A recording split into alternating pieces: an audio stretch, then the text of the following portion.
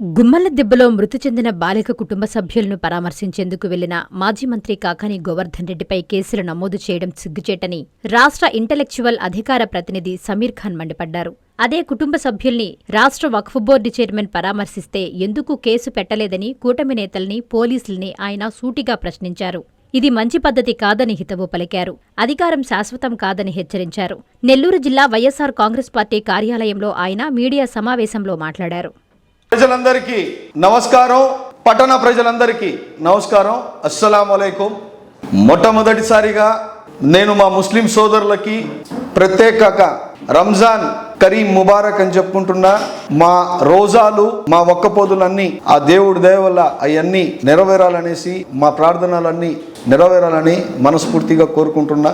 నేను మాట్లాడబోయేది ఒక మైనారిటీ కుటుంబం, ఏదైతే ఒక ముస్లిం మైనారిటీ కుటుంబం కోవూరు కాన్స్టిట్యున్సీలో ఒక కోవూరు పంచాయతీలో గుమ్మల దిబ్బ, actually it is under the POCSO.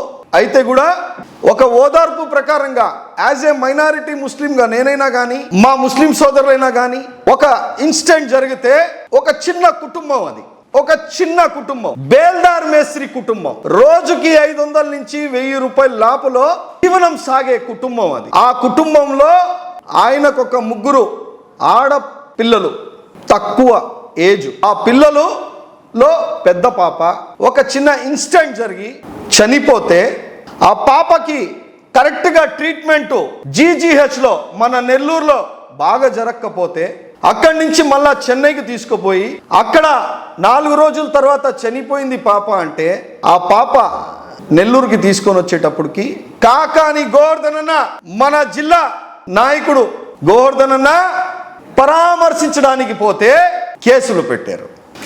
ఏమయ్యా, నేను అడుగుతున్నా తెలుగుదేశం పార్టీ వాళ్ళకి, తెలుగుదేశంలో ఉండే మైనారిటీ వాళ్ళకి, ప్రతి ఒక్కరికి అడుగుతున్నా, ఏం ముస్లిం కుటుంబాలు చనిపోతే ఏదైనా ఒక ఇన్సిడెంట్ జరిగి పరామర్శించకూడదా? ఓదార్పు చేయకూడదా? కేసులు పెడతారు. మీరు క్యారెక్టర్ అసాసినేషన్ చేసి కేసులు పెట్టిస్తున్నారు. పదే నోటీసులు పంపించి ఇబ్బంది పెట్టే పరిస్థితి. అంటే ఏ ముస్లిం పేద కుటుంబానికి, ఏ ముస్లిం సోదరులకి ఇబ్బంది వస్తే మా నాయకులు పరామర్శించకూడదు. ఇదానా మీరు చేసే రాజకీయం? ఎంతవరకు కరెక్ట్ అంది? ఇది మంచి పద్ధతి కాదు. Madam MLA, power is not a permanent. Power permanent కాదు. ఒక మీ కాన్స్టిట్యున్సీలో ఒక పాప చనిపోతే మా నాయకుడు పరామర్శించడానికి పోతే మీరు కేసులు పెట్టడం మంచి పద్ధతి కాదు. It is a poor family. Maybe అది ఇన్సిడెంట్ జరుగుండొచ్చు. యాజ్ పర్ మన రాజకీయాల్లో ఉండవు, మనం రాజకీయాలు చేయట్లేదు, మనం పరామర్శించడానికి పోయాం, ఆ కుటుంబానికి ధైర్యం ఇవ్వడానికి పోయాం. మీ తెలుగుదేశం పార్టీ జిల్లా అధ్యక్షుడు కూడా పోయినాడు, మీ తెలుగుదేశం పార్టీ రాష్ట్ర వక్ఫ్ బోర్డు చైర్మన్ కూడా పోయినారు. వాళ్ళ మీద కేసులు లేదు. మా జిల్లా అధ్యక్షుడు మీద, మాజీ మంత్రి వర్గుల మీద కేసులు. ఇది కరెక్టా? ఇది మంచి పద్ధతి కాదమ్మా.